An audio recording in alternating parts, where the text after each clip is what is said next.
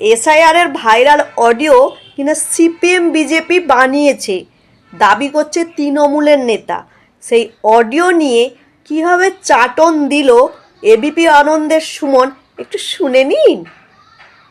আপনি বলুন তো, অডিও ক্যাসেট আপনি ভয়েস ভেরিফিকেশন ছাড়া আপনি কেবলমাত্র একটা অডিও ক্যাসেট সিপিএম দিল আর বিজেপি দিল আপনি দেখাচ্ছেন এবং দোষারোপ করছে ওরা পলিটিক্যাল পার্টি যেহেতু বিরোধী বারবার নির্বাচনে হেরে যায় বা পরাজিত হয় তার জন্য একটা ক্যাসেট তৈরি করে বাজারে ছেড়ে দিই। বৈশ্বনাথদা অসাধারণ বলেছেন, সময় নিয়ে ভাববেন না, আমি বাড়তি সময় দেব।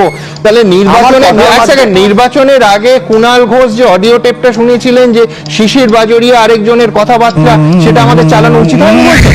না আপনি তো না, এক সেকেন্ড প্লিজ, হ্যাঁ ওই অডিও টেপ চালানো উচিত হয়নি বলছেন?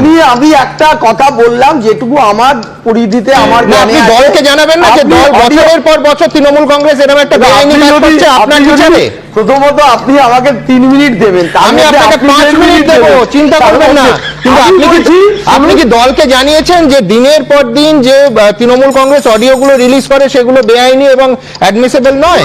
আপনি যে ক্যাসেটটা এই মুহূর্তে দেখিয়েছেন যে দুটো বিরোধী তৃণমূলের বলে ওগুলো দেখানো কোনো অন্যায় নেই। না আমি বলছি যে আপনি বলুন, আপনি বাড়তি সময় নয় এটা আমি বলছি, যেহেতু ভয়েস টেস্ট হয়নি, যেহেতু এখনো কিছু দেখিয়েছিলেন একটা কথা আমি বলছি বৈশ্বনাথদা, সন্দেশখালী যখন ভিডিওটা বেরোলো ডার্বি ম্যাচের আগে একটা মারাত্মক অডিও সামনে এলো, সেইগুলো দাদা ভয়েস টেস্ট করে সামনে এনেছিল তৃণমূল কংগ্রেস? না আপনারা এখন আজকে আলোচনার বিষয়বস্তু থেকে বিষয় না, বিষয়টা প্রশ্ন তাহলে খুব তৃণমূল অডিও সামনে আনে কিনা।